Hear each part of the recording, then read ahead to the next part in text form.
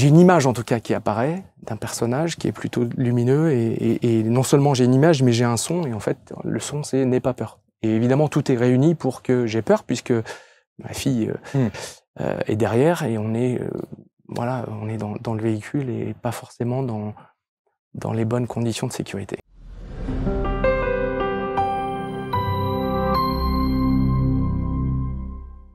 Bienvenue et commencez votre pactage. Nous partons à l'aventure, pas avec n'importe qui. Est-ce un aventurier simple? Est-ce un, je sais pas, un globetrotter? Est-ce un globetrotter aventurier spirituel? On pourrait peut-être mettre tout ça et puis voir ce qu'il en sort. Mais je suis très content d'accueillir Stéphane Daguin qui s'est installé sur les canapés. Bonjour Stéphane. Bonjour Marc. Merci infiniment d'être là avec ses lunettes bleues. Je sais pas si elles sont légendaires. Je sais pas si c'est une marque de fabrique. Bleu Touareg. Bleu Touareg, Forcément. exactement, exactement. Alors vous voyez le titre, La route du soie. On va parler de cette aventure. C'est d'abord une aventure.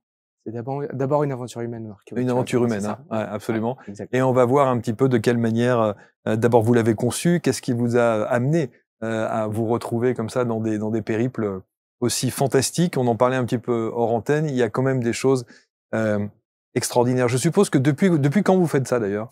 Le premier voyage avec un groupe, c'est en 2016. Et moi, ma premier contact avec le désert, c'était 2004. La première question, et je sais très bien qu'on va me la poser, que les gens se posent, est-ce que c'est pour tout le monde? Est-ce que tout le monde peut le faire? Pour moi, oui, à partir du moment où l'envie est là, en fait. Et pour la petite histoire, il y a 3-4 ans, j'avais même envisagé ma maman était inscrite et devait venir, et pour des raisons personnelles, elle n'a pas pu faire le voyage.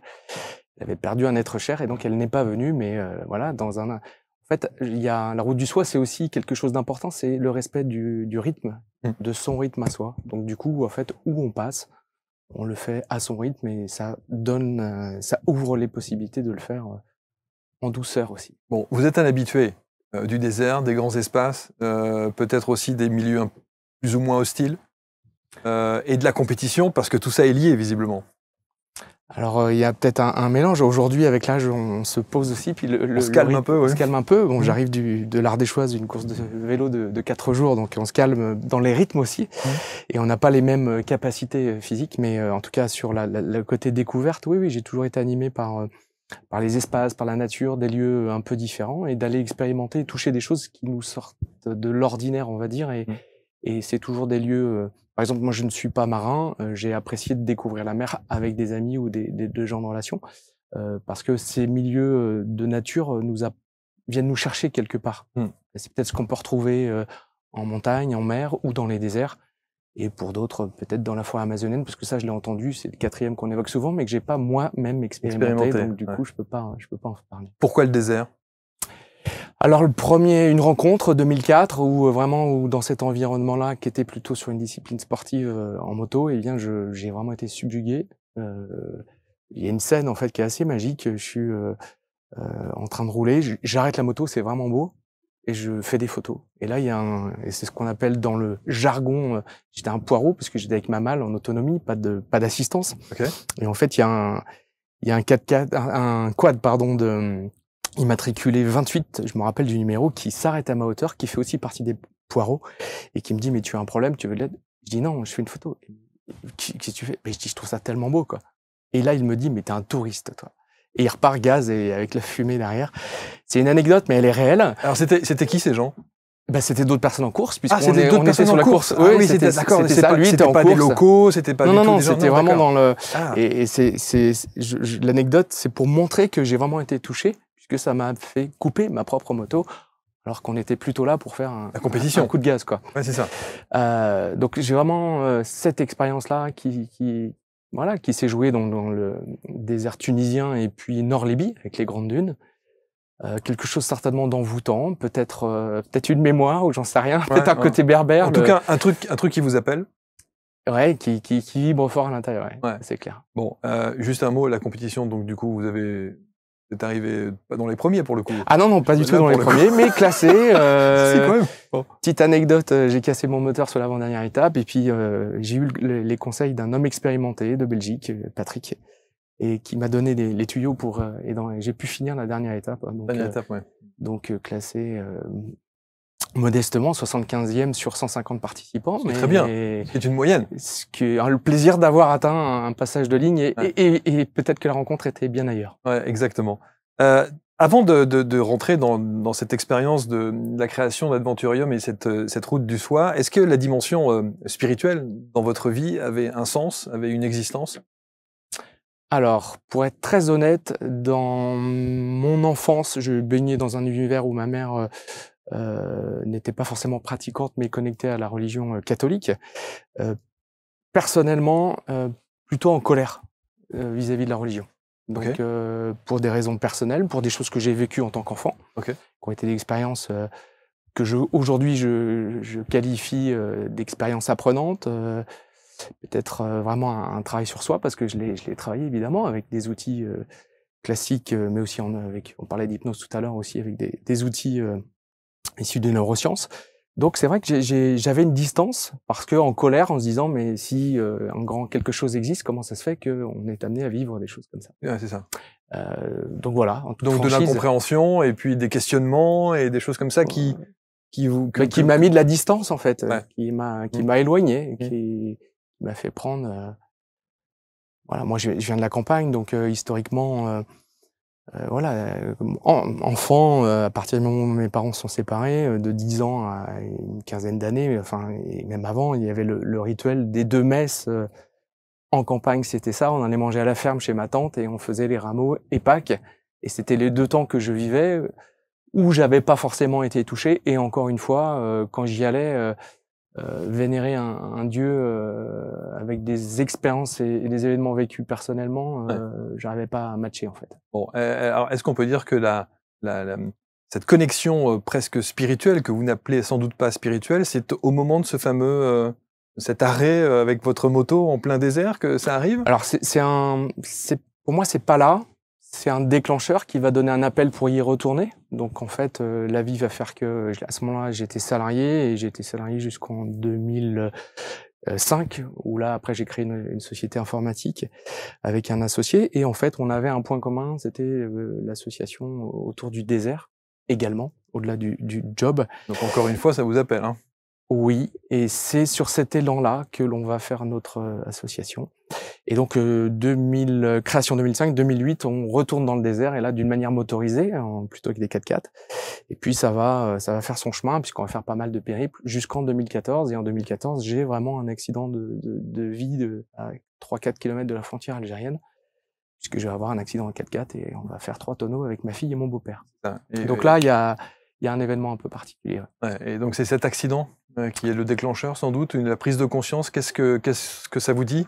Alors, peut-être que dans ma ignorance ou ma naïveté, je sais pas ce que ça me dit, très sincèrement, mais en tout cas, c'est venu travailler ou toucher quelque chose de très très fort. Enfin, il y a au moment parce qu'il y a l'accident qui est mécanique en fait, et ça, c'est de la technique, il faut gérer mais c'est vrai que chose que j'ai assez peu partagée, mais au moment où il y a eu l'accident, je vais avoir une vision en fait j'ai une image en tout cas qui apparaît d'un personnage qui est plutôt lumineux et non seulement j'ai une image, mais j'ai un son, et en fait le son c'est n'aie pas peur. Et évidemment tout est réuni pour que j'ai peur, puisque ma fille est derrière et on est dans le véhicule et pas forcément dans les bonnes conditions de sécurité. Alors, est-ce que ça qui est intéressant, cette vision, est-ce que vous entendez, qu'on pourrait très bien considérer comme un guide, protecteur, un ange gardien, je sais pas comment est-ce que vous l'appelez? Même, je sais que vous avez une certaine pudeur par rapport à ça. En tout cas, je sens que vous avez une certaine pudeur par rapport à ça. Mais c'est le cas. À partir du moment où on livre, quelque chose de personnel comme ça sur un plateau, ouais, ça vient. Ça vous touche? En fait, ouais, bien sûr que ça me touche. Il y a 2 choses qui se passent. En fait, il y a la première où déjà, est-ce qu'il y a une question sur le psychique, parce que je suis un ingénieur informatique et il y a ce 0 ou 1. Et donc forcément, ce que je viens de livrer, en fait, je l'ai évidemment très peu fait. Peu de gens le savent, parce que sur ce que je partage sur cette vision, qui est mon expérience et sur lequel je laisse faire. Cependant, ça vient quand même questionner, pour quelqu'un de rationnel, qui est encore une fois en mode binaire 0 ou 1, de se dire, mais qu'est-ce qui se passe? Est-ce que ma santé mentale est comment elle est? Au niveau du psychique, est-ce qu'il n'y a pas un truc qui est parti en vrille? Et ça, c'est le premier point. Et puis il y a un autre pendant qui est intéressant aussi, c'est le côté exaltation, parce qu'on vit quelque chose dans une expérience qui sort de l'ordinaire. Et en effet, cette expérience-là va initier quelque chose, puisque évidemment on va prendre le temps, voilà, on va la faire court, mais il faut déjà rejoindre l'hôpital, on est à 150 bornes, l'assistance on se la gère en autonomie, après à l'hôpital, et voilà, on va rentrer, et puis il y a rien de grave en réalité.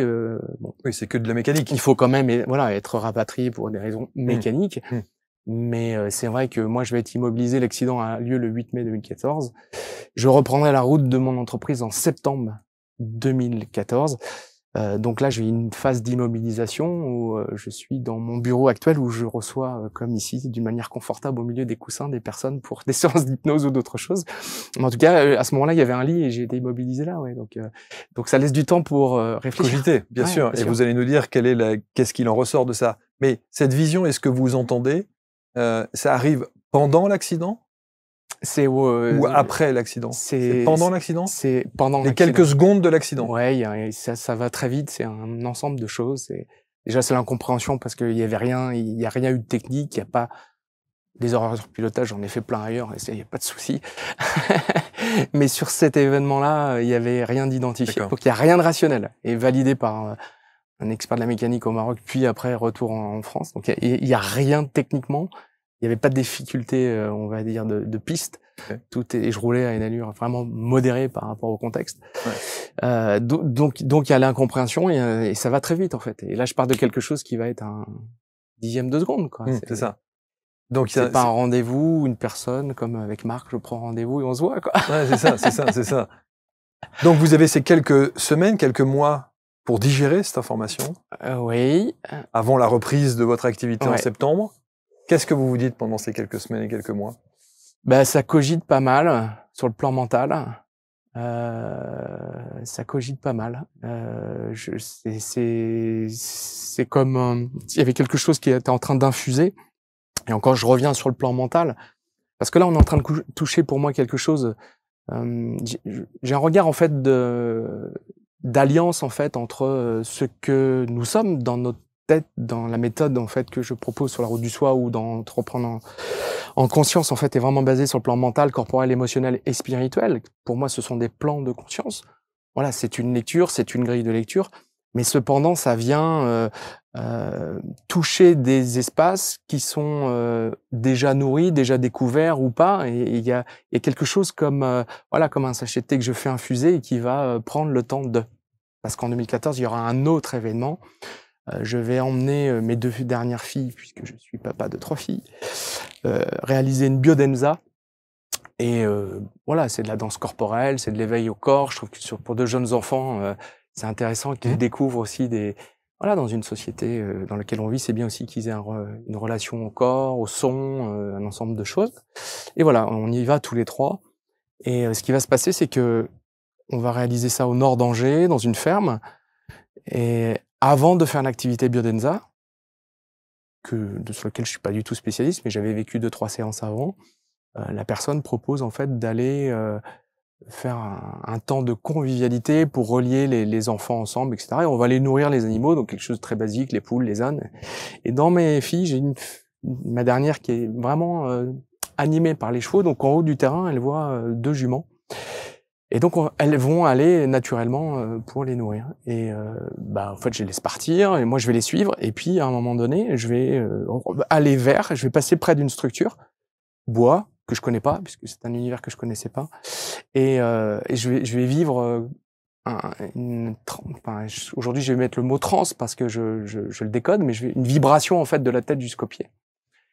C'est assez facile de l'identifier, la vibration, puisque je viens d'un BTS électrotechnique, donc dans des erreurs de manipulation sur une table, on peut prendre des décharges électriques. C'est ça. Bzz, voilà, le coup de bzz. C'est exactement ça. Et là, je l'ai eu de la tête aux pieds. Donc, on est revenu au lieu pour faire la biodenza, et avant de quitter nos hôtes, voilà, je les remercie, et puis avant de la saluer, je lui dis, au fait, c'est quoi ce truc là-bas? Et ce truc, c'est que je savais pas ce que c'était. Et elle me dit, c'est une hutte chamanique. Ok. Et donc, ben, tu sais pas ce que c'est. Non, et on en a parlé, en fait. Donc, en 2014, j'ai ce double tilt qui se passe, là, comme un... deux signes... et qui m'ont fait vivre en tout cas, 2 expériences. Ce que je trouve, moi, très intéressant, et c'est très relié à la roue du soie, c'est que lorsque je propose d'échanger avec une personne ou de l'accompagner, que ce soit en individuel ou en collectif, c'est de partir évidemment de son chemin, etc., mais de faire vivre des expériences. Et après, on n'est pas dans les chaussures de l'autre. Exemple très simple, quand on a eu l'accident, on était 3 dans la voiture, on n'a pas vécu la même chose, alors qu'on était 3. Et c'était la même situation. Donc c'est très subtil tout ça. Et ce que je trouve très intéressant, c'est de se dire, ah, moi j'ai été traversé par ces expériences-là, je sais que je les ai vécues, et qu'est-ce que j'en fais et comment je vais visiter ça, quoi. Donc voilà. C'était une année assez riche, en fait, avec le recul. C'est sûr. En tout cas, décisive. Oui, parce que en septembre, quand je vais reprendre la route, je sais que ça va être compliqué de conserver une logique d'entrepreneur dans le monde de l'informatique, etc. Même si au moment, je sais que ça va être compliqué, mais c'est vrai je le disais tout à l'heure avec beaucoup de respect, mais je viens du monde de la campagne, donc déjà avoir créé une entreprise, j'avais eu des modèles qui m'ont peut-être inspiré. J'ai rencontré des personnes. La vie est, je vais pas paraphraser Edouard Baird, mais elle est vraiment faite de rencontres. Donc, il y a des gens qui m'ont montré qu'on pouvait porter des projets aussi sur un plan économique et que ça avait un sens. Donc, quand j'ai créé, c'est vrai qu'il y a des gens de mon environnement qui se sont dit, mais qu'est-ce que tu fais? Enfin, c'est un voilà, il y a un terme qui a été posé. C'était un peu fou entre parenthèses. Donc, après, en 2014, ça arrive. Je vais vendre en 2016. Donc, je vais mettre 2 ans. Hein. Je suis peut-être un peu lent sur le sujet. Mais il fallait aussi que ça avance d'une manière, voilà, comme la vie le pouvait. Mais quand j'ai vendu, on me dit, bah, qu'est-ce que tu fais aussi? Enfin, bah, parce que 2014, Adventurium est né. Donc là, l'année 2014, c'est la naissance d'Adventurium. Adventurium. Ce qui est assez incroyable, Stéphane, c'est que vous ne parlez à aucun moment, vous ne dites jamais le mot signe. 2014, les 2 points presque culminants de votre histoire de vie, en tout cas qui ont quand même été considérables et qui, sans doute, vous permettent aujourd'hui d'être ce que vous êtes, ce sont 2 signes. Mais vous ne les appréhendez pas comme des signes. J'ai pas eu cette lecture et bon, je regarde ça comme j'entends et je le vois, vous savez, en PNL, il y a on passe de l'état présent à l'état désiré, il y a le point de levier en bas. 2014, il est certain que c'est un point de levier. Donc, vous revendez votre société d'informatique, vous avez créé en parallèle Adventurium et ensuite il faut mettre en place les choses. Oui. Il faut se dire, alors la route du soie, elle arrive à quel moment? Alors aujourd'hui, vraiment d'une manière synthétique, c'est formation, coaching, learning expédition. Ça, c'est du mental. J'ai construit, alors basé sur des expériences, sur des cheminements, sur des formations, sur des découvertes de techniques différentes en prépa mentale, hypnose, PNL. Et puis, ce que j'évoquais tout à l'heure avec la transe chamanique, m'a invité à approfondir cet aspect-là. Donc ça, c'est recueillir un peu ce qui s'est joué pour élaborer une méthode. En tout cas, il y a un concept que j'ai posé et qui est reconnu même dans le monde de l'entreprise avec Conscience et Management, qui est une formation que je propose pour le CJD. Ma formation est labellisée sur les 3 années. Donc, il y a une méthodo, on va dire. Là, c'est le côté ingénieur qui parle. Et puis, la roue du soie, c'est très, très différent puisqu'en fait, c'est vraiment un dimanche matin. Je me réveille et j'ai la route du soie. Je me réveille avec ça. Et ça n'a pas du tout été mental. C'est comme ça. Mais sinon, ça, c'est pas un 3e signe. Sinon, c'est pas un 3e signe, ça. Non, il faut pas parler de signes. Hein. Non, pas du tout. Oui, allez-y. Non, mais oui, c'est extraordinaire. Vision, audition, prise de conscience face effectivement à quelque chose, il y a une connotation chamanique, réveil nocturne avec une matinale où on se dit la route du soie, mais sinon il n'y a pas de signe. Mais sinon vous n'êtes pas guidé. C'est ça, oui, bien sûr. Donc, comme je suis assez pragmatique et peut-être que la présence du mental était assez forte. En tout cas, j'accueille le côté route du soie. Je vais rappeler mon frère d'âme qui est à Hausen. Je lui fait un petit clin d'œil et en janvier, je vais aller partir repérer au Maroc des bivouacs dans des dans des lieux que je connais bien, le Djebel Sarwo, parce qu'il y a des lieux extrêmement magiques dans ces déserts de pierre qui ressemblent au Grand Canyon. Encore une fois, moi, j'ai pas fait les États-Unis, mais beaucoup j'en ai 4 ou 5 qui ont vécu la route du soie, qui ont cette expérience-là. Mais on a l'impression d'être à Grand Canyon, quoi. Sauf que là, on le traverse à pied, et c'est juste fabuleux. Alors après, on a été sélectionné et cherché vraiment des lieux de bivouac très spécifiques, et le bivouac 3 et le bivouac des gardiens, où on est entouré de pierres. Il y a vraiment quelque chose de particulier. Donc voilà. Donc janvier, ça s'est construit. Et puis mai, je partais avec le premier groupe. Voilà. Donc c'est arrivé, on va dire, plus intuitivement en tout cas, et peut-être que voyons. Bien guidé. Ce qui est intéressant, c'est de savoir effectivement qui sont ces gens. Ils sont en quête de quelque chose, les gens que vous accompagnez? Alors, il y a une diversité. Déjà, moi, quand je l'ai proposé au départ, c'était pour des particuliers, donc route du soie particulier. L'histoire montre que, au fil de conférences, d'événements, des fois, on est venu me challenger en me disant, bah, est-ce qu'une route du soie famille est possible? Ben oui, et donc c'est né, ça a apparu. Il y a eu des routes du soie famille reconstituées, parce que 2 cartes du monde différentes, et on va faire marcher ensemble des personnes, etc. J'ai même vécu donc des learning expéditions pour le monde d'entreprise, mais c'est la route du soie, c'est la même chose. Donc on voit déjà que le panel, il est assez large. Après, sur le moteur ou le déclencheur, il est très très différent. Ça peut être, j'ai eu des personnes de 14 à 70 ans, on va dire. Peut-être à des étapes de vie où ça change. J'ai une entreprise, je vends, et derrière, il y a quelque chose qui se passe, donc une sorte de vide abyssal. Ça peut arriver. Il peut y avoir un événement de vie, il peut y avoir la perte de quelqu'un, d'un proche, ouais. Ça, j'ai expérimenté aussi, et c'est des beaux lieux aussi pour venir poser des choses, pour venir ressentir des choses. Ouais, je l'ai en mémoire. Ça peut être des personnes qui se disent, tiens, moi aujourd'hui, puisque moi j'aime aussi, ce qui est très intéressant en fait entre conscient et inconscient, c'est d'aller révéler des potentialités. Alors on a tous nos talents, quelquefois on va les minimiser, et là si on a la capacité d'en faire émerger d'autres ou d'amplifier d'autres, voilà, des fois on peut partir sans un objectif qui est lié à quelque chose qui est venu comme un marqueur dans sa propre vie, mais plutôt quelque chose qui va transcender et de permettre d'ouvrir. Je pense aussi à une personne qui a fait après un virage professionnel parce qu'elle s'est recentrée sur son essentiel. Donc finalement, la route du soi, c'est vraiment aller à la rencontre de soi, dans sa confiance en soi, l'estime de soi, l'amour de soi, avec un peu de dépassement de soi, parce que là, un désert, ça peut paraître hostile, mais très sincèrement, moi, le côté hostile, je le ressens à Marrakech, sur la plage d'Ama El Fna. Il est clair que dès qu'on est dans ce vide où il n'y a rien, on parlait tout à l'heure de visages d'enfants, mais ils avaient tout. Mais en fait, le désert, c'est ça. Là où il y a rien, on a le tout. On a des sources en permanence. On les voit pas. Il y a de la vie en permanence. Il suffit qu'il y ait quelques gouttes pour qu'une végétation parte. J'ai eu la chance, il y a exactement 1 an, de partir à Las Écrèmes faire une retraite sur l'ermitage de Charles de Foucault. Alors moi, j'ai pas vécu la pluie là-bas. Alors, j'ai eu une journée de pluie, mais ça n'a pas été assez long. Mais ce plateau-là, j'ai vu des photos où c'est couvert de fleurs roses. Le frère Ventura qui m'a montré ces photos-là, c'est juste improbable. Quand on voit ça, on se dit mais c'est à peine envisageable, quoi.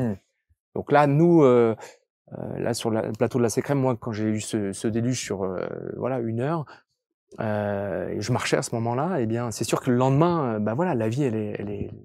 Donc c'est comme si en permanence, en fait, je trouve qu'il y a une interaction en fait entre cette nature qui nous montre que il y a plein de graines qui sont semées, et l'humain, c'est un peu ça. Il y a plein de graines.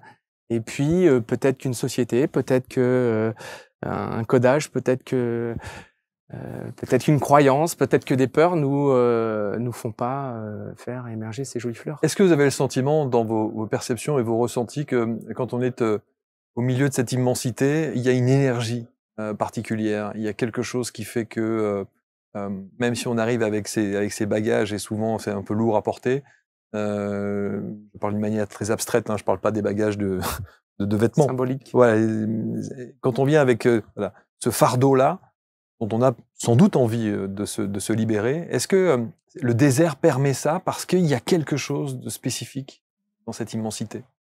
Je le pense et je l'observe. Il y a vraiment les deux. Parce qu'il y a on rentre un peu, voilà, c'est comme si un peu ce chemin que l'on va faire parce qu'il y a un parcours pour y accéder, il se mérite le désert. Hein. On va partir de France, on va arriver dans un lieu qui est très touristique, Marrakech. Après, on va faire des liaisons, on va trouver de la piste, et puis du chemin de mule, et puis des chemins encore un peu plus serrés. Donc finalement, c'est comme si on allait rentrer un petit peu plus profondément en soi. Et ça se fait en fait au travers des lieux, des rencontres. Moi, je marche notamment avec Zaïd, je l'appelle Maître Zaïd, je le référence. C'est écrit comme ça sur mon site, mais c'est un homme.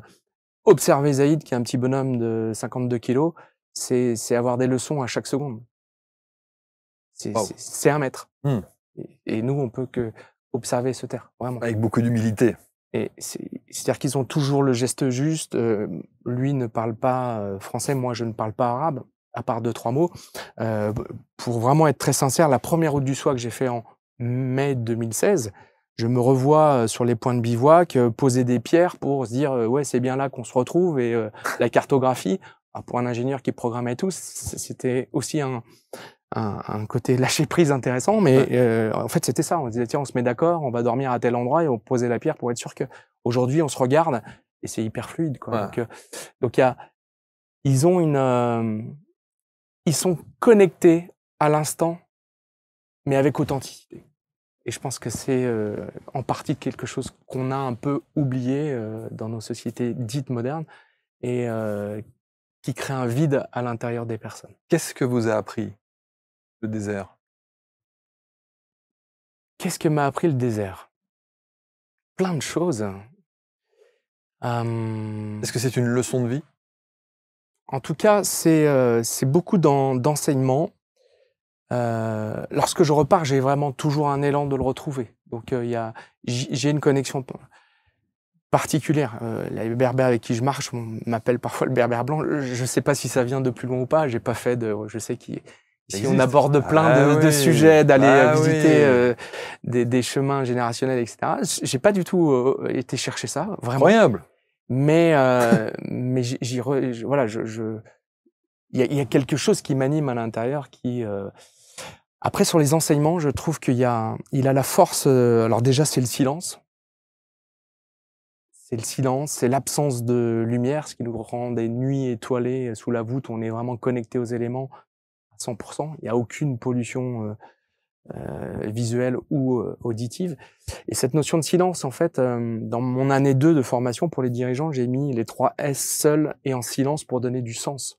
Aujourd'hui, on a beaucoup de bruit et de bavardage qui est fourni par 1000 choses, des jouets de technologie, par nos priorités, par nos essentiels, etc. Mais il est vrai que pour faire le parallèle à ce qu'on disait en préambule, c'est vrai que quand on croise des personnes là-bas ou des enfants, et que ce soit berbères, touareg, j'ai été expérimenter la Laponie, je suis allé au Nord-Vietnam, en fait, on a des visages qui dégagent quelque chose, souriant ou pas souriant, mais ça dégage quelque chose. Quand le lundi matin, je retourne et que je retourne à ma boulangerie de mon petit village et que je vois les entrées d'école, ça m'interpelle toujours en me disant mais qu'est-ce qu'on a loupé pour être aussi verrouillé, enfermé, et ça vient me chercher. Wow, ça questionne. Ouais, ça me questionne, Donc c'est le désert, les enseignements, c'est ça, pour répondre à votre question, c'est le silence, c'est de pouvoir aller vraiment chercher en soi, et c'est comme si à un moment donné on fait tomber les masques. En fait, ce désert vient nous chercher, et au fil des pas va nous chercher vraiment. C'est là où on se dit, alors c'est étonnant que vous ayez pas dit cette phrase, mais celle qui me vient comme ça, c'est de se dire à quel point on se rend compte qu'on est tout petit, quoi. Qu'on est face à une immensité, et que franchement, ça doit nous remettre à notre place. C'est complètement vrai, et à chaque route du soir, on va dire qu'il se passe des choses différentes, d'accord ? Parce que c'est l'égrégore du groupe, parce que c'est des dynamiques différentes, etc. Mais lorsqu'il y a un événement à vivre pour une personne ou le groupe, eh bien, il y a toujours une raison. C'est comme si à un moment donné, le désert savait révéler. Je vais prendre un exemple qui est un peu neutre, mais parce que là, en mois de mai, j'ai eu des expériences nouvelles, mais je vais prendre quelque chose qui est un peu différent. Une fois, j'ai une participante, en fait, qui était vraiment, elle se reconnaîtra peut-être si elle écoute, mais experte en escalade, Donc c'était vraiment ma top one de tous les participants. Et on a différents territoires de pierre avec des zones plus ou moins friables. Et sur un des bivouacs, un soir, à un moment donné, voilà, on est posé, ça permet de passer du temps et de partager avec les Berbères. Donc c'est un moment très riche, parfois avec les familles qui peuvent être de ces Berbères qui peuvent être pas loin, ça peut nous arriver aussi. Et elle a décidé de monter sur une structure de pierre, sauf qu'à un moment donné, elle appelait parce qu'elle ne pouvait plus redescendre. Et ce qui était complètement en dehors du système cohérent, puisqu'elle avait toute la capacité technique, elle venait de la montagne, elle escaladait, etc., etc. Mais n'empêche qu'elle n'arrivait pas seule à redescendre. Et elle appelait une personne, donc la personne en l'occurrence me dit « bah non, je préfère que ce soit toi qui gère ». Donc j'y suis allé, et en fait on a fait équipe, co-création pour essayer de trouver une solution. Puis c'est descendu parce qu'elle n'avait pas la vision du point. Et ce qui est extraordinaire, c'est qu'au moment où je suis arrivé, moi j'ai une phrase qui m'est arrivée. C'est-à-dire que la personne a dit quelque chose. C'est-à-dire que dans ce moment-là où on est en temps suspendu, il se passe quelque chose, la phrase, la personne, l'inconscient sort une phrase. Je la prends, je mets dans la poche, on se met en sécurité, on passe la soirée. Et le lendemain matin, quand on va aller marcher, juste avant de partir, puisqu'on a un temps de groupe où on travaille une séquence sur un outil qui peut être proposé par mes soins ou alors parce que les personnes ont, et la matière qui amène à ça. Et puis là, toc, j'interpelle cette personne en disant, bah tiens, qu'est-ce que tu penses de cette phrase? Et là, c'est là où ça a tout lâché. Donc tout ça pour dire que il a fallu du temps pour assimiler le sujet en fait, qui était, et je parle avec beaucoup de respect et de pudeur sur le pourquoi, et peu importe. Mais c'est qu'à chaque fois qu'on va vivre quelque chose, et c'est là où le désert est assez fort, c'est comme s'il venait travailler quelque chose et venir appuyer, et là la personne, pouf, ça fait émerger quelque chose. Mais à part ça, il n'est pas connecté. À part ça, il n'a pas de signe. Non mais, tout ce que vous dites depuis tout à l'heure, il y a une dimension spirituelle qui est extraordinaire. Égrégore, c'est le terme que vous avez employé juste avant. Mais parce qu'il se joue dans le groupe, et je le vois quand je fais de la formation avec des dirigeants, il y en a 8 ou 10, et on va vivre des temps là. J'ai des souvenirs de formations qui peuvent se faire dans des séminaires de salles d'hôtel, ou alors des fois, parce que moi je suis amateur de lieux de nature, donc ça peut être dans la nature, ça peut être sur les bords de Loire, ça peut être dans un centre équestre. Évidemment, dès qu'on va se mettre autour du feu, là je l'ai vécu il y a quelques semaines sur une entreprise que j'accompagnais, on a fait une cohésion. Le soir, on a fait un feu de 22h à minuit, là, il y a un truc qui est sorti, mais parce que le feu vient révéler ça. Mais quand on dit ça d'une manière rationnelle à quelqu'un qui va utiliser son fichier Excel, ça rentre pas dans les cases. Ça peut. Et je dis pas qu'il faut jeter Excel. Il faut avoir Excel avec toute sa force et sa capacité. Et en même temps, c'est de se dire, mais aujourd'hui, on a peut-être besoin de se connecter d'une manière plus large pour faire émerger quelque chose. Et là, la nature a une puissance, et là, la forme de spiritualité, et là, les éléments ont du sens. L'eau, si on fait des expériences Wim Hof, j'en ai fait, puisque j'ai suivi une journée. Si on fait travailler sur les éléments, on vient de travailler les émotions, ça fait bouger les personnes. Et là, c'est opératif. Donc, le fait de se mettre autour d'un feu, allumer le feu, et de faire une séquence à ce moment-là, ça amène une énergie particulière, bien sûr. Et spécifiquement, quand on est effectivement dans un cadre comme le désert, on doit donner une dimension encore supplémentaire. En fait, l'illusion serait de croire que il faut tel cadre pour amener à ça. Non, à partir du moment où on va être dans on va poser un cadre qui vient sécuriser individuellement les personnes, qui a de la confiance réelle et sincère au niveau du groupe. Là, en fait, voilà, ça va. Et j'ai dans le bivouac 3, par exemple, moi, j'ai des gens sur ce bivouac-là qui est, encore une fois, très particulier sur le plan de vue énergétique. Ça m'est arrivé qu'il y ait des personnes qui aient une rencontre dans un voyage, puisque je fais faire des états de voyage, des voyages en état de conscience modifié, bien sûr, mais qui peuvent être augmentés et qui peuvent être éveillés. Pour moi, il y a une gradualité, et en fonction de ce qui va se vivre, c'est pas une question de capacité à se dire je suis si capable. Non, ça n'a rien de capable. C'est dans le cœur et dans l'ouverture pour vivre cela.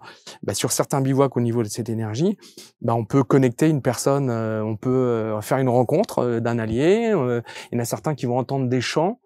Alors qu'après on dit t'as entendu les chants? Non, il n'y avait pas de chants. On me dit t'as mis de la musique? Non, j'ai pas mis de musique. Et donc quelque part mon quotidien dans ces accompagnements-là ou sur ces routes, elles sont faites de surprises comme ça, et je trouve ça assez magique en fait. C'est extraordinaire. Rien que quand on met, je vais demander à Maud de mettre en plein cadre cette image. Quand on regarde cette image là, c'est vous? Sur l'image? Eh bien, c'est pas moi, pour être très honnête. C'est mon community manager, Godefroy, à qui je rends hommage, qui a trouvé... Mais Et il m'a dit, j'ai mis celle-ci parce que c'est toi. Et en fait, ce n'est pas moi. Quand on met cette image-là, que le silence est total, on a cette vision, évidemment, avec ce coucher de soleil qui est absolument magnifique, qu'on a cette immensité comme ça face à soi, évidemment qu'on est connecté. Je veux dire, je ne peux pas imaginer, j'y suis jamais allé, je ne peux pas imaginer une seconde qu'un kidam qui se retrouve dans cette situation-là ne vive pas quelque chose, c'est pas possible. L'image, elle est tellement puissante. Là, le mec, il a les mains dans les poches, il est face à ça, il regarde ça. On ne peut que se dire ça. On ne peut que ressentir, que percevoir, et on a juste envie d'une chose quand on voit ça, c'est fermer les yeux et qu'il n'y ait pas une personne qui vienne nous parler. Parce qu'il n'y a pas de mots, il n'y a pas besoin de phrases, il n'y a pas besoin... Il y a juste à vivre cet instant-là.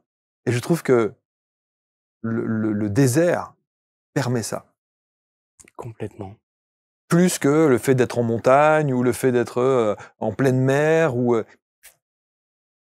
J'imagine, je n'y suis jamais allé, j'ai jamais vécu ça. Il semblerait que dans l'histoire, des gens aient marché dans le désert pendant les 40 jours. Et puis, il paraît qu'il y a des... il paraîtrait. Hein. C'est vrai. Et puis, il y a aussi les pères du désert. Si j'ai pu accéder à la Sécrème, qui est quand même... Charles de Foucault, c'est un homme, je parlais de la Sécrème, mais c'est un lieu extraordinaire. Charles de Foucault, il a un parcours de vie juste incroyable. Alors après, on peut le prendre d'une manière, en effet...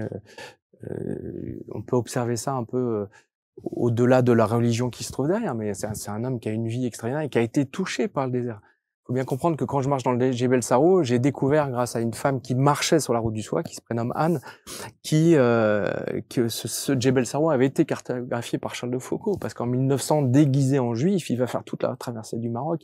Ce qu'on fait nous avec confort, tente, matériel, high-tech, machin, etc. Ça.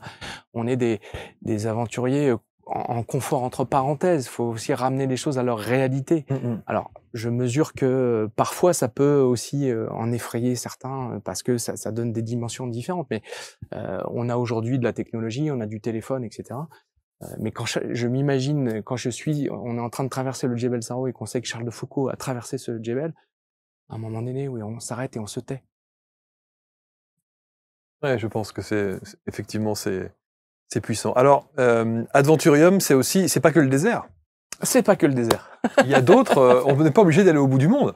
Mais non, parce que, pour deux raisons, puisqu'à un moment donné, on était un petit peu moins mobile, ça c'était le premier point, et puis il y a un deuxième point, je me suis dit, relier ça, alors il y a des routes du Soie qui se sont jouées autour d'Angers, en Bretagne, à Brocéliande, voilà, oui. Sur des choix, des lieux... forte vibration. Oui, c'était avec des expériences aussi assez intéressantes à Brocéliande. J'ai le souvenir d'une marche qu'on allait faire et puis il y avait un groupe, une personne qui se blesse, pas dans notre groupe, hein, mais il y avait d'autres personnes et une dame qui est tombée. Et puis on arrivait à joindre personne, on sort un téléphone, et on n'avait pas appelé les secours. Je dis je vais essayer, j'essaye, c'était passé. Donc c'est des petits clins d'œil comme ça. Et normalement ça passait pas là. Bon ok, les pompiers sont arrivés, on pu mettre la femme en sécurité. Et nous on a continué notre cheminement. Donc oui, il y a des lieux particuliers, l'Auvergne. Après ce que j'ai trouvé ainsi intéressant, parce qu'il faut savoir aussi c'est de sortir de ces modèles. Voilà, si on a toujours le même parcours, on se remet pas en question. Donc il faut aussi se challenger pour sortir un peu de ces zones de confort, et puis d'une manière aussi un peu d'avoir une relation à la nature respectueuse. Ben voilà, j'ai expérimenté le fait de je pars de mon portail avec le sac à dos et je vois jusqu'où je peux aller. Donc j'ai expérimenté comme ça de partant de mon petit village jusqu'au Mont-Saint-Michel. Donc voilà, j'ai 2 zones où on peut faire une marche avec des groupes et du coup on est en mode un petit peu moins, on utilise moins de kérosène pour y aller.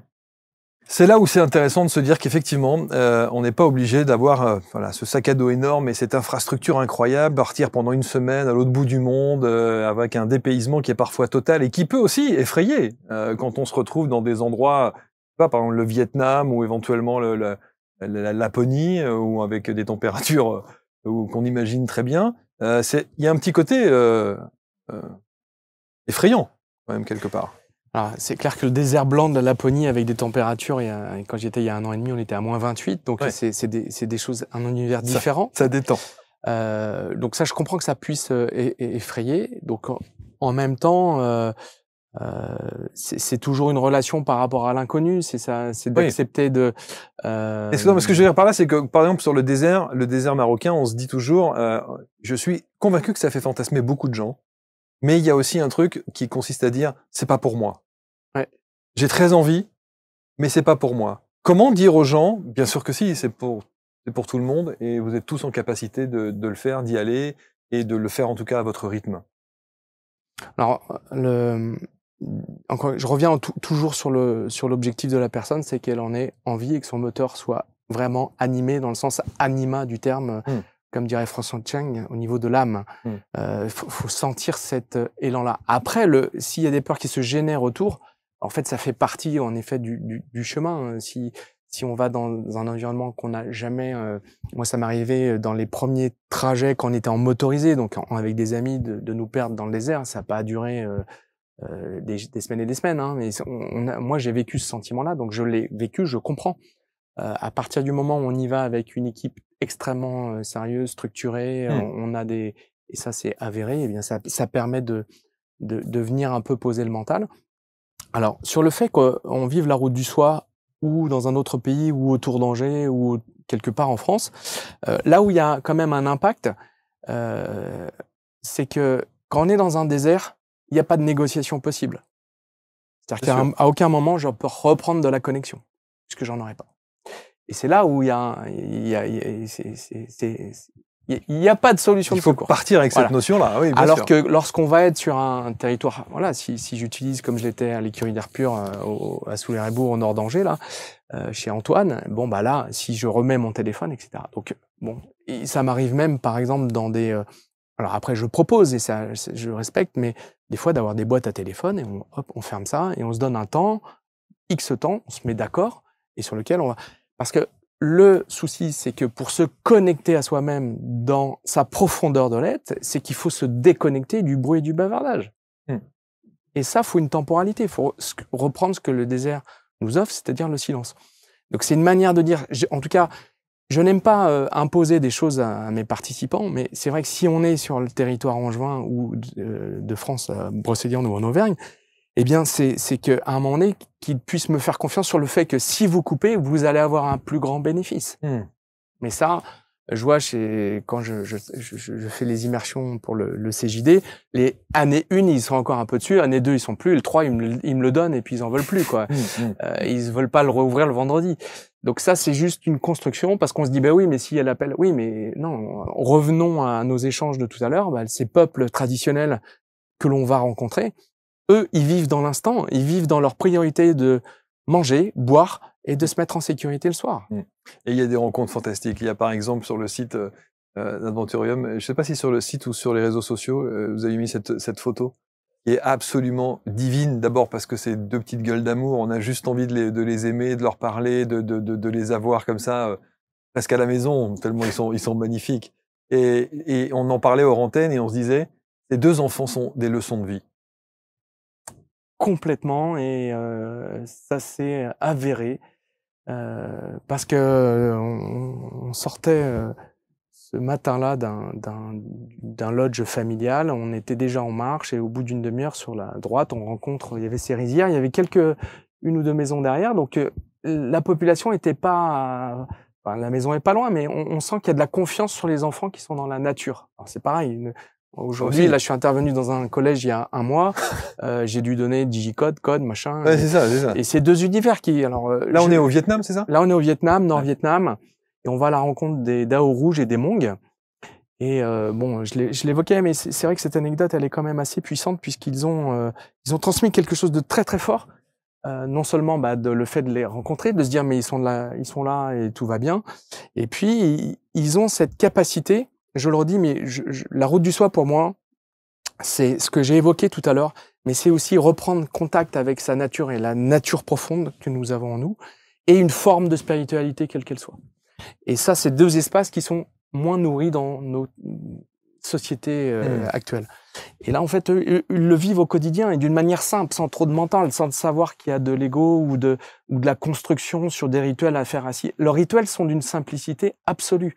Et je peux le relier au chamanisme, puisque du coup, ayant eu cette expérience, moi j'ai reçu l'enseignement au travers de Siegfried Anden, qui avait reçu l'enseignement de Claude Poncelet, le chaman intérieur. Donc Claude Poncelet, c'était un docteur en physique nucléaire. Il a été passionné par les peuples traditionnels sur la planète. Et donc, il est parti partout et il a fait un parcours d'enseignement sur 4 ans. Claude Poncelet est décédé il y a quelques années, mais il avait transmis en fait son enseignement à 12 personnes et Siegfried me l'a retransmis. Et en fait, je parle de cela parce que pour moi, c'est relié. C'est de la notion de rituel. Et si on remet en place des rites et rituels, on va toucher cette profondeur de quelque chose. C'est mystérieux. Je sais pas si ou j'ai pas.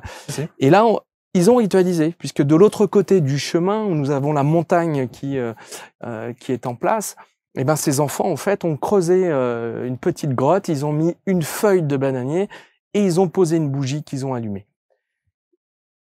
Et quand les personnes se sont rendues compte de cela, là, il y a un moment suspendu. C'est-à-dire qu'on est touché par quelque chose qui nous dépasse. Alors voilà, dans notre histoire culturelle, ça serait la croix du Christ. Ailleurs, ça serait autre chose. Mais c'est vraiment de cet ordre-là. En juillet dernier, je faisais une route du soie sur le Mgoun au Maroc, et là, c'est une ascension qui se fait à plus de 4000 mètres. Donc, c'est pas plus physique que ça, c'est du chemin de mule. C'est OK aussi, ça marche. Si les personnes sont en dynamique pour réaliser ça, ça marche.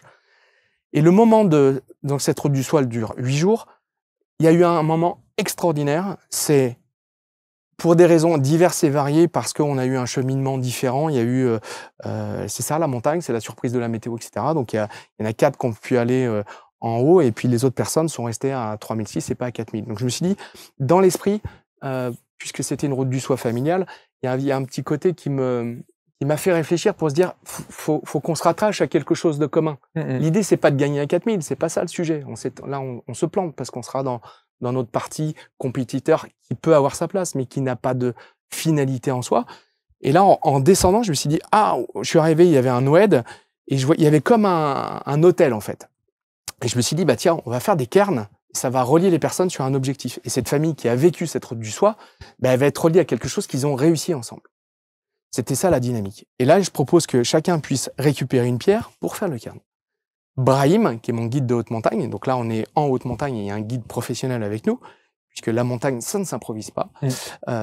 Et là, en fait, chacun a pris sa pierre, on se met en cercle, la puissance du cercle, que j'expérimente tout le temps, je travaille tout le temps en cercle, que ce soit avec des particuliers ou dans le monde de l'entreprise, et ça donne quelque chose. Et là, je regarde simplement les pierres, et Brahim a la plus grosse pierre. Donc évidemment, il va commencer. Je l'avais évidemment convié à participer à ce temps-là. Et il va poser cette pierre, et au moment même où il va poser la pierre, Brahim, il s'accroupit et il fait une prière, à haute voix. Et là, pour moi, c'est la seconde de la route du soie. Ouais. Mais c'est pour moi en observateur, mais c'est pour chacun des groupes, que ce soit les adultes ou les enfants qui étaient entre 17 et 24 ans, peu importe. Mais dans ce moment-là, même là, l'égrégore, ça circule. C'est-à-dire que dans cette seconde-là, on touche quelque chose. Et c'est ça qui est magique.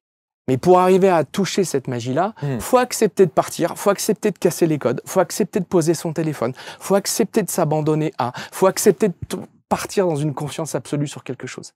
Et là, le mystère agit. Et là, l'âme agit.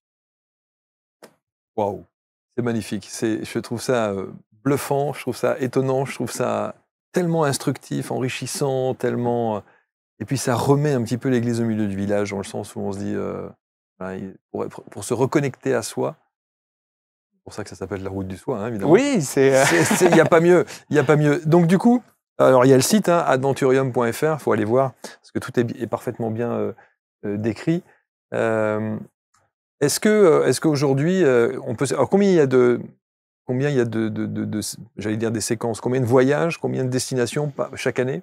Il y a 2 ou 3 voyages par an, 1 ou 2 au Maroc, et puis un que j'expérimente ailleurs, comme là, en septembre, 18 au 30, il y a à la rencontre des Shangpa dans l'Himalaya. Donc là, c'est un projet différent puisqu'on part et on atterrit à 3005, donc on a une période d'adaptation, d'acclimatation. Donc ça, c'est un voyage un peu exceptionnel et unique parce que je l'ai pas encore vécu. C'est une construction avec Thilan, une Vietnamienne avec qui on a organisé ça. Donc voilà, il y a l'idée de mon socle du désert parce que j'y suis profondément connecté. Mais en même temps, c'est d'aller chercher d'autres énergies, d'autres inspirations. Quand je suis allé au Vietnam, ce qui me revenait, moi, le désert, il y a deux choses. Le Maroc, déjà, d'une manière générale, pour avoir fait des milliers de kilomètres là-bas, c'est un pays coloré. C'est un pays où quand on va aller à la rencontre des déserts, qu'ils soient de pierre ou de sable, c'est vrai qu'on peut avoir le sentiment de l'hostilité. Quand on va au Vietnam, là, c'est l'harmonie qui se dégage. C'est-à-dire qu'il suffit d'observer, je parle évidemment des zones non en dehors des grandes villes, mais ce que je trouvais assez étonnant quand on était à quelques kilomètres de la frontière chinoise, là, c'est là où on marchait, c'est que on avait un peu cette harmonie qui se vivait dans chacune des maisons où il y a le cochon, il y a le chien et il y a les poules. C'est le format type, la pagode. Mais en même temps, moi, je l'ai évoqué venant de la ferme, là, les petits poussins passent devant le chien. Le chien ne le croque pas. En France, moi, il est terminé, plié. Donc, on voit que cette harmonie, on l'a sous les yeux, en fait. Et je crois que c'est, en fonction des destinations, on va avoir évidemment des points communs. Et puis après, il y aura des élans différents, en fait, des sensations. Et tout ça est vraiment subtil. Mais c'est dans l'observation aussi. Et l'observation, c'est une manière de rentrer à la rencontre de l'autre. Et peut-être par un regard, peut-être par un sourire, par rapport à une absence de mots, peut-être. Est-ce que quand on vit cette expérience-là, Stéphane, quand on est vraiment au cœur de ces différentes routes du soi, on se dit parfois que, alors évidemment, il y a les signes qui vous ont amené là, qui ont fait ce que vous êtes aujourd'hui, ce que vous proposez aujourd'hui. Est-ce que vous vous dites pas que vous n'êtes pas nécessairement au bon endroit là où vous êtes aujourd'hui? Alors, ce qui est assez intéressant, c'est que je suis venu sur Paris hier et c'est un autre désert. Déambuler dans le métro, et ça m'arrive d'autres fois. Ouais. C'est vrai que c'est un autre désert. C'est un autre désert, mais peut-être que justement, on va reprendre peut-être des inspirations de Pierre Rabhi qui veut nous faire sortir de nos cases. Peut-être qu'on est là pour semer des graines et de montrer qu'à un moment donné, si je vais à la rencontre de l'autre en cœur à cœur, il va se passer autre chose. Parce que là, en fait, ce qu'on est en train d'observer, c'est que c'est juste des photos, c'est de l'observation pure. Mais à un moment donné, si on est rivé sur son propre écran, comment on peut se connecter à l'autre qui est assez proche de moi? Mais ce que je veux dire, c'est que la question, c'est surtout de savoir si le fait de vivre comme ça, ces transitions de vie extraordinaires 2-3 fois par an, quand vous rentrez à la maison, vous devez vous dire à quel point il y a des tas de choses qui doivent vous sembler ultra futiles. C'est sur certains sujets. Alors, je souris parce que je suis aussi élu sur un simple conseil municipal sur ma commune. Mais c'est vrai que des fois, lorsqu'on aborde des sujets ou techniques ou administratifs, on se dit mais les gars, lâchez l'affaire, quoi. C'est ça. Lâchez l'affaire. Il y a des choses un peu plus. Mais en même temps, voilà. Bon, après, je pense que il y a aussi à prendre sur certains points. En fait, ce que je me dis sincèrement aujourd'hui, c'est j'ai une énergie. Cette énergie, je la mets à disposition de quoi et comment je veux m'y connecter et comment je la propose. Donc, si moi, à un moment donné, il y a des espaces où je m'y retrouve pas, j'y mets peut-être moins d'énergie parce que ça peut être des puits sans fond. Mais par exemple, il y a le fait aussi de se dire, voilà, sur votre manière de consommer, sur le fait d'avoir une vie un peu plus minimaliste, le fait de ne pas être sur les excès de consommation que l'on peut avoir, où on est dans un système qui nous incite parfois aussi à consommer, surconsommer, surconsommer. Quand vous êtes dans des univers comme celle de la route du soi, on est à l'opposé de ça. On est dans le minimaliste, total. On est dans la simplicité, on est dans un geste qui va être juste, qui va nous apporter la lumière parce qu'on a collé la bougie sur... Et bon, après voilà, chacun a ses histoires de vie, mais j'ai jamais été dans un mode... Voilà, encore une fois, je pense que quand on vient de la campagne, on nous apprend enfin, c'est comme ça, il y a des choses positives et négatives, mais on apprend à recycler, enfin, à utiliser, à pas jeter. Donc, j'ai jamais été dans un mode ultra, mais en tout cas, ça permet de réajuster, de se dire, oui, comment... En fait, c'est cet équilibre... Aujourd'hui, il y a beaucoup... C'est comme dans ces bibliothèques qu'on peut voir autour de nous, entourées de livres, il y a beaucoup de propositions et c'est génial. Donc dans les méthodes d'aller à la rencontre de soi, il y en a encore une fois plein et c'est magnifique. Moi-même, j'aime aller goûter, j'aime aller découvrir. Mais à un moment donné, là, c'était dans un cadre professionnel, mais je me souviens de ce dernier feu où il y a le lendemain une personne qui est venue me dire, mais en fait, moi, je vis aussi des expériences dans l'énergie. Elle m'a livré ça alors qu'on est dans un cadre pro. Et elle me disait, mais en fait, je ressens des choses et le fait de pouvoir vivre un rituel comme ça vient comme libérer quelque chose. Et ça nous repositionne peut-être de ne pas opposer, mais c'est d'associer les parties. Et du coup, c'est de se dire, bah, OK, on a notre société, un mode de vie qui est proposé, il y en a d'autres ailleurs, bah, on peut peut-être être inspiré pour se recaler, je dirais, en termes de présence, pour se relier peut-être un peu différemment. Et c'est là où je voulais en venir, sur cette notion d'être écologique avec soi, avec l'autre, avec le vivant, et quelque chose peut-être d'un peu plus grand. Wow. Je trouve ça absolument passionnant. Je vous invite à aller voir le site adventurium.fr et puis peut-être d'organiser votre route du soi, quelle que soit la destination que vous aurez choisie. Et vous avez compris qu'il n'y a pas que le désert marocain, il y a aussi d'autres endroits et pas toujours à l'autre bout du monde. Est-ce que vous êtes retourné dans le désert avec vos filles? Oui. Super. Alors, j'y suis retourné avec mes 2 plus jeunes, mais pas avec celle avec qui j'ai eu un accident. Parce qu'elle ne l'a pas souhaité? Alors, c'est que ça s'est pas forcément présenté. La petite histoire, c'est qu'elle y est retournée puisqu'elle est scout. Et donc, elle a fait une action quand ils sont compagnons, donc dans les années les plus avancées, en fait, ils vont ou s'occuper de jeunes et puis aussi créer une dynamique humanitaire à l'étranger. Et en fait, elle a fait une action pour les Berbères. Donc, elle a retrouvé le désert il y a quelques années, ça doit être 3 ou 4 ans. Elle finit son cycle de formation là, dans le monde du parfum. Et donc, c'est intéressant parce qu'elle m'a appris beaucoup de choses sur l'essence, puisqu'en fait, quand on travaille conscient-inconscient, on va travailler sur l'essence aussi. Et l'olfactif est intéressant. Donc maintenant, moi, je travaille par exemple avec des odeurs, des matières, pourquoi pas des huiles essentielles. Et elle, pour être très sincère, elle finit son master en parfumerie fin septembre. Je pars le 6 octobre dans le désert. Et elle m'a demandé si elle pouvait partir. Et ce qui fait que le 6 octobre, alors je ne sais pas si c'est un signe, bah tiens, tu penses. mais peut-être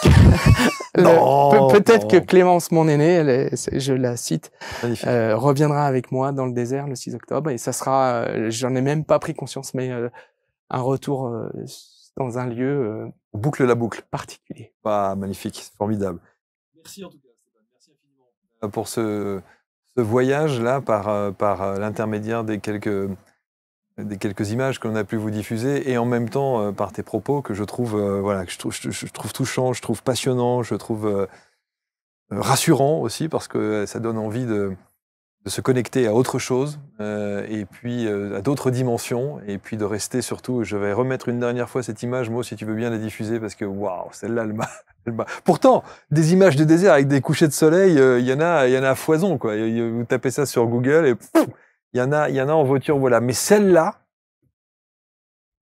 avec ce type seul au milieu de nulle part, a une résonance. En tout cas pour moi, elle m'a profondément ému et touché. Adventurium.fr, la passion du désert, la passion de l'introspection, la passion de la route de soi, et puis la passion évidemment d'aller à la rencontre d'autres personnalités et d'autres bouilles, comme ces 2 enfants qu'on a vus tout à l'heure. Tu connais les prénoms de ces enfants ou pas? Non, je connais pas les prénoms puisqu'on ne parlait pas la langue locale. Mais ils sont beaux, ils sont magnifiques. Et c'est eux qui ont raison, tellement raison. Merci beaucoup Stéphane. Merci Marc. Merci infiniment, vous allez commenter, partager, j'en suis convaincu. Dites-nous ce que vous en pensez dans les commentaires et on se retrouve très vite pour une prochaine rencontre. Salut.